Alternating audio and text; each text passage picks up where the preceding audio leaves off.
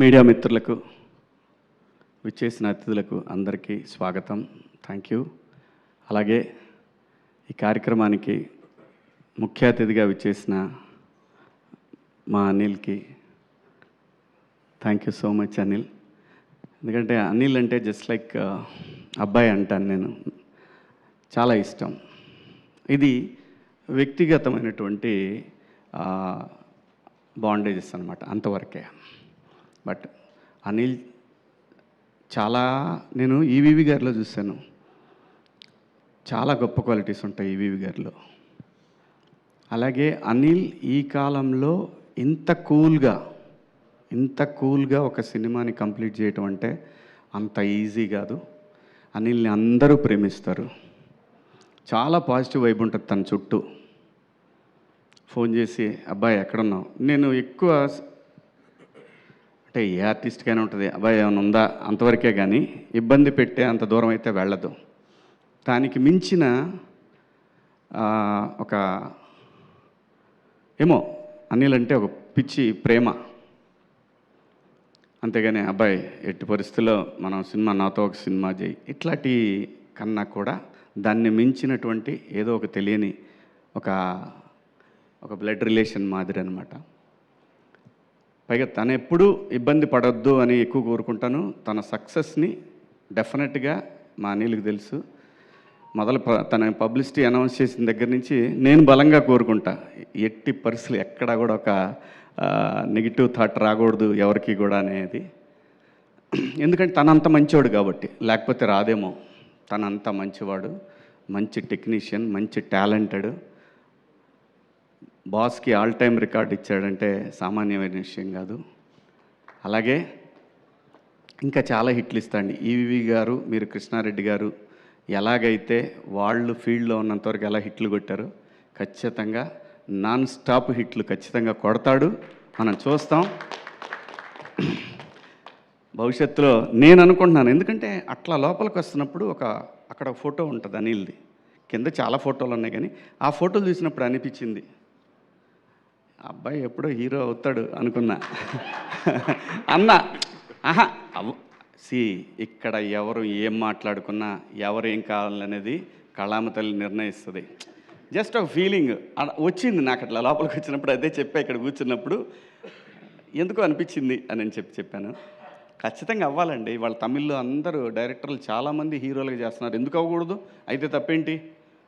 ఆర్టిస్టులు డైరెక్టర్లు అవ్వచ్చు. రామారావు గారు hero, director, producer, makeup man, ఎన్ని చేశాడు రామారావు గారు. ఇచ్చేయి సినిమా రీమేక్ కూడా చెప్పాను ఇందాకనే. ఇచ్చేసాయి. అలీ గారు ప్రొడ్యూసర్గా. అమ్మ హీరో ఎవరో చెప్పను, ఎందుకంటే మళ్ళీ ఇప్పుడు జిద్ద మొదలు పెడతారు, లేనిపోయింది మనకి వాళ్ళ.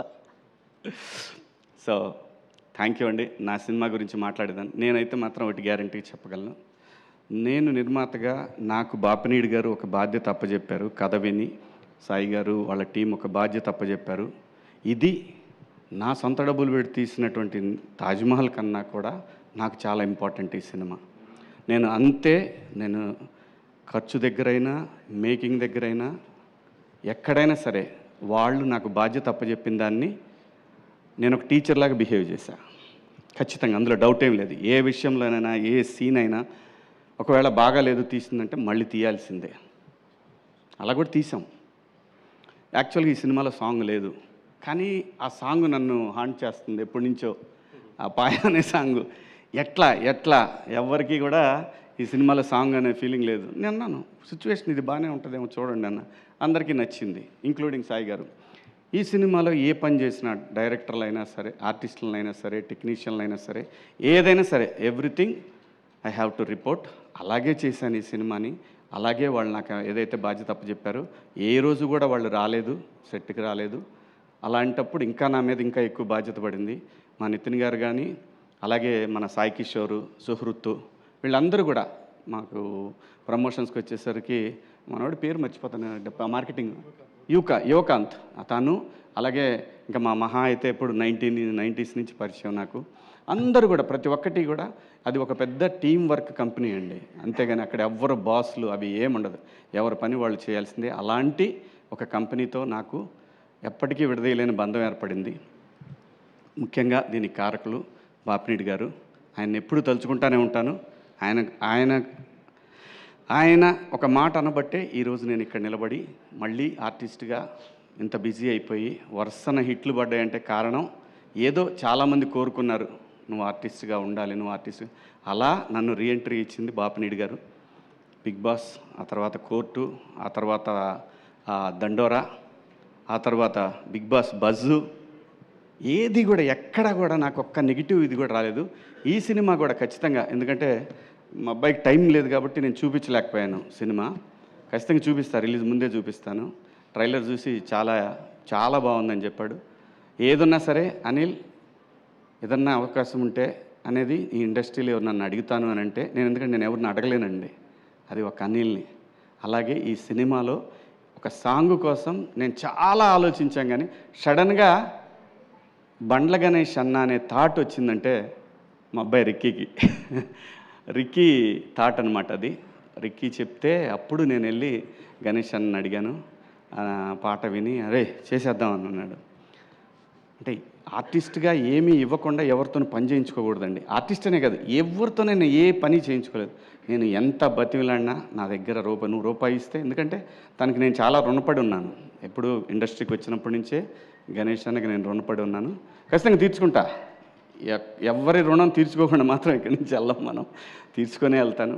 ఇంకా ఈ సినిమా టెక్నీషియన్స్కి వచ్చేసరికి సుధీర్ కథ తీసుకొని వచ్చాడు. కొత్త కుర్రాడు, నాకు తెలుసు. ఆ సైకిల్ దొక్కేటప్పుడు నేర్చుకునే ఆ ఇబ్బందులు ఉంటాయి కదా, ఒక్కోసారి సరిగ్గా తోలు, పట్టుకో, హ్యాండిల్ పట్టుకో, ఇలాంటివి ఉంటాయి. సో వాళ్ళకి తెలుసు ఇలాంటివి అన్నీ కూడా. ఎందుకంటే తను చెప్పిన టెక్నీషియన్లే పెట్టుకున్నా మళ్ళీ. ఎందుకంటే నేనంటే వాళ్ళు క్లోజ్ అయితే బాగా వస్తుంది అవుట్పుట్. అది కెమెరామెన్ అయినా, ఎడిటర్ అయినా, ఎవరైనా సరే అందరినీ తనకి ఇష్టమైన టెక్నీషియన్లను పెట్టాను. అలాగే మ్యూజిక్ డైరెక్టర్ వచ్చేసి బ్యాక్గ్రౌండ్ స్కోర్ రంజిన్ రాజ్ అని చెప్పి, తను మలయాళీ అనమాట.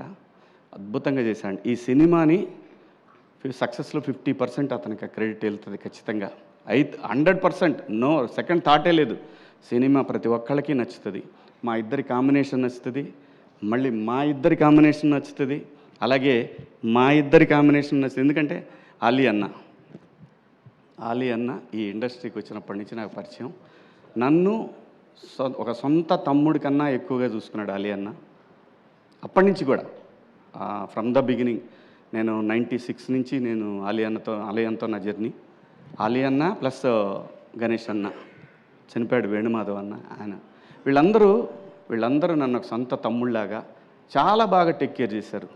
ఏ సందర్భంలో అయినా సరే, ఇప్పటి వరకు, ఈరోజు వరకు కూడా. అలాగే చాలామంది ఉన్నారండి ఇక్కడ నాకు సహాయం చేసిన వాళ్ళు. ఇంకా మా చిత్రం సీను, అప్పటి నుంచి పరిచయం. వాడిని చూస్తే భయం వేసేది నాకు. అప్పుడు గ్లాసులు పెట్టుకొని ఎట్లా తిరుగుతుండేవాడు. ఎవడు రీడు ఆతాడు, మనమే ఊరి నుంచి వచ్చి ఎవడు రీడు మాస్టర్ సినిమాకి. అలాగే బబ్లు, ఇంకా ధనరాజ్ ఆడు, అది తర్వాత లాస్ట్లో చెప్పాలి, పెద్ద ఆయన పేరు ధనరాజ్. ఎప్పుడు అడిగితే అప్పుడండి, తనకి ఇచ్చిన రెమ్యునరేషన్తో పోల్చుకుంటే తను చేసిన డేట్లు చాలా ఎక్కువ. ఏ రోజు కూడా అడగలేదు. ఎప్పుడు ఫోన్ చేస్తే అప్పుడు అన్నా 2 రోజుల ముందు చెప్పేవాళ్ళం ధనాయ్, లేదంటే ఒక రోజు అటు ఇటు అయినా సరే చేసేవాడు. ఎందుకంటే కొన్నిసార్లు మాకు సీన్ నచ్చ కూడా మళ్ళీ చేయాల్సి వచ్చింది. లొకేషన్ నచ్చక చేసిన సందర్భాలు కూడా ఉన్నాయి. సో ప్రతి ఒక్క ఆర్టిస్టు, మన రఘుబాబు అన్న, అలాగే పృథ్వీ గారు, అలాగే తన పేరేంటి పమ్మిసాయి, చెమ్మక్ చంద్ర, రాఘవ, బుడ్డ నరేషు, అందరూ ప్రతి ఒక్కళ్ళు కూడా, ఇమ్మాన్యుయలు, ప్రిన్స్, చాలామంది అండి, 30 మంది ఆర్టిస్టులు ఉంటారు, గట్టిగా ఉంటారు ఆర్టిస్టులు. ఎవ్రీ సీన్లో ఆర్టిస్ట్ వస్తూనే ఉంటాడు, కొత్త ఆర్టిస్ట్ ఎంటర్ అవుతూనే ఉంటాడు. అది అనుకొని చేసింది కాదు, అలా అయింది. సమీరు. సో అందరూ ప్రతి ఒక్కళ్ళు కూడా చాలా బాగా కోఆపరేట్ చేశారు. మరీ ముఖ్యంగా చెప్పాల్సిన విషయం ఏంటంటే లయ ఈ సినిమా తను కూడా ప్రొడ్యూసర్లానే చేసింది. 4 o'clock అంటే ఎర్లీ మార్నింగ్ 4కి వచ్చే 6కి షాట్ ఉందంటే, అలా వాడు కూడా,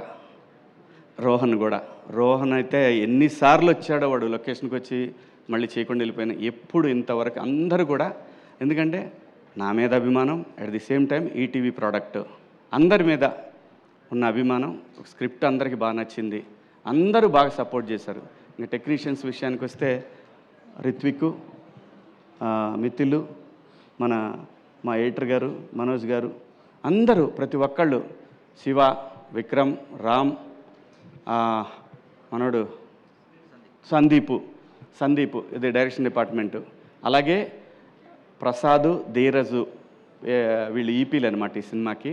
ఆ తర్వాత మా అందరినీ నడిపించిన ఒక పెద్ద విగ్రహం ఉంది, అదే మా బాలాజీ సీనన్న. Thank you. నువ్వు లేకపోతే ఈ సినిమా అయ్యేది కాదు. థ్యాంక్ యూ సో మచ్ సీనన్న. అలాగే ఈ సినిమాకి ట్రావెల్స్ కానీ ప్రతి ఒక్కళ్ళు కూడా, మాకు ఈటీవీ ట్రావెల్స్లో వచ్చింది, అలాగే బయట మన ఇండస్ట్రీ ట్రావెల్స్, మా రాయుడు కానీ అందరూ ప్రతి ఒక్కళ్ళు చాలా బాగా సపోర్ట్ చేశారండి. మీ అందరికీ పేరు పేరున థ్యాంక్ యూ. ఇంకెవరినన్నా మర్చిపోయి ఉంటే, ఇంకెవరన్నా మర్చిపోలేదుగా, మనం ఒకే ఒక్క వ్యక్తిని మర్చిపోయానండి. అప్పటి నుంచి ఇప్పటి వరకు, నేను ఇండస్ట్రీకి వచ్చిన దగ్గర నుంచి ఈ రోజు వరకు నాకు ఇండస్ట్రీలో అతి ముఖ్యమైన ఫ్రెండ్స్లో ఒక ఫ్రెండ్ మా కమల్, మిత్రుడు కమల్.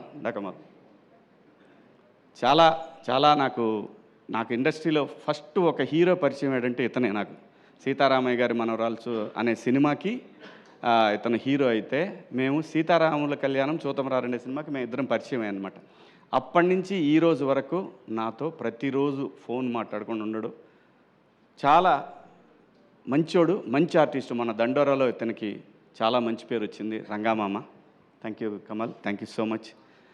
అలాగే అందరండి, కాదంబరి కిరణ్ గారు, ఈ సినిమాకి పనిచేసిన కాదంబరి కిరణ్ గారు, ఇంకా చాలామంది ఆర్టిస్టులు పనిచేశారు. అందరికీ పేరు పేరున ధన్యవాదాలు. Thank you so much once again. Thank you Bapineedu garu, thank you Sai garu, thank you Nithin, thank you so much అండి మీ అందరికీ. అబ్బాయ్ thank you, I love you, thank you so much.